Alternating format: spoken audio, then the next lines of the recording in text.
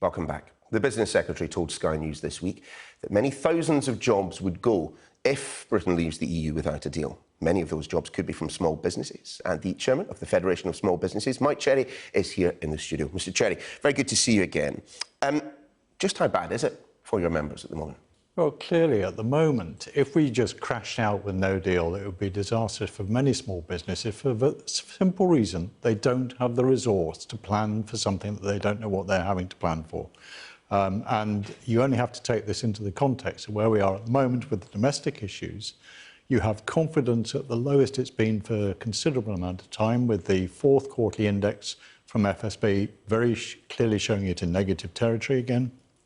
You have got cost increases, and at the moment, business just doesn't know what it's got to plan for. So how can it plan?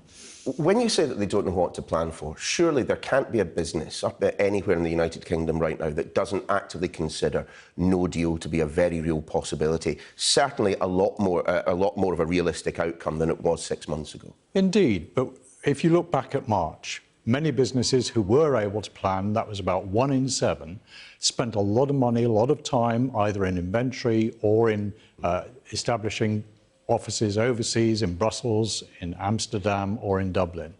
And of course, that never actually materialised. What we don't want is to go through the same scenario again at the end of October and again have a delay on that. We need to know what we've got to plan for. We need to be able to put contingency plans in place if we have to, and we need to just get on with this. And presumably, part of that would be some form of financial assistance coming from government. At least on that, you are hearing from both the candidates that could be the next Prime Minister that there will be money available to organisations, small businesses. Well, we certainly hope there's something available, but until we know what is actually going to happen, you can't even say that you need money to be available. Business just wants to know what it has to do, and if it is a no-deal scenario, we need government to actually make sure that it is ready itself and to be able to inform business of what it has to do to comply, whether it be tariffs, whether it be customs clearance or other issues. So has there been anything that's grabbed you? I mean, obviously, you will have been paying close attention, as indeed will your members, to the hustings and the debates and the newspaper articles about the next Conservative leader. I mean, of the two, who do you prefer?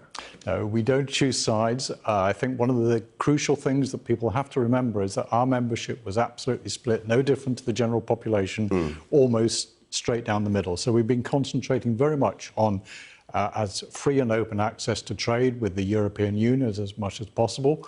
We need the right people with the right skills. And of course, we then need to expand for those businesses that are looking to do overseas trade, particularly with the US, Canada, Australia, New Zealand, China and other emerging But even within the FSB itself, there is a sizable chunk, not quite half, but a sizable chunk of your membership that is remarkably sanguine about no deal, isn't there?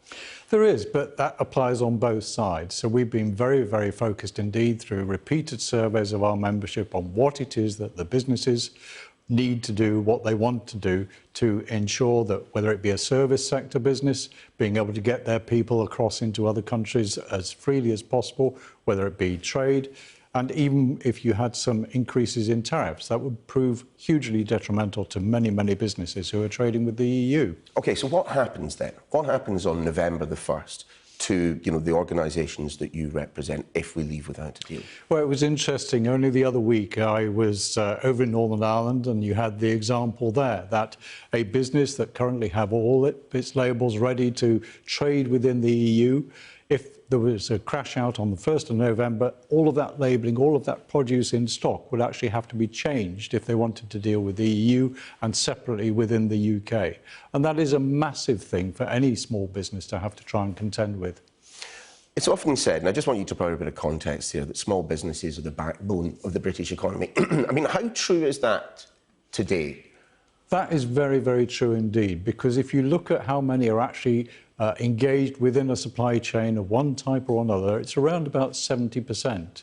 So even though you've only got perhaps 20% exporting, it is a considerable number that are likely to be affected were there to be a crash out with no deal. So we're very, very focused on Parliament coming together, making sure that we have a transition period and making sure that we have a deal so that there's only one change that businesses have to contend with.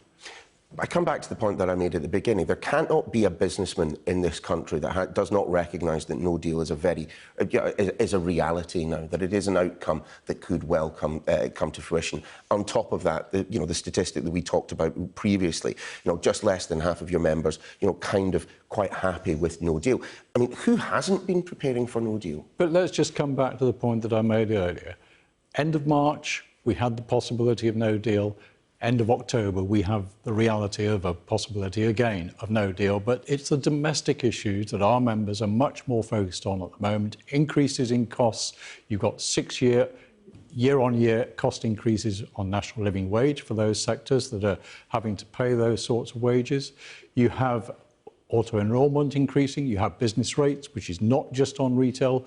All of these are coming at a perfect time to create that storm that business is being faced with. And it's the domestic issues that are of more concern even now as we approach new government, new Prime Minister, possibility of crashing out at the end of October. Yeah, it's always a bumpy time anyway, isn't it? Mike Cherry, lovely to see you again. Thanks for joining us.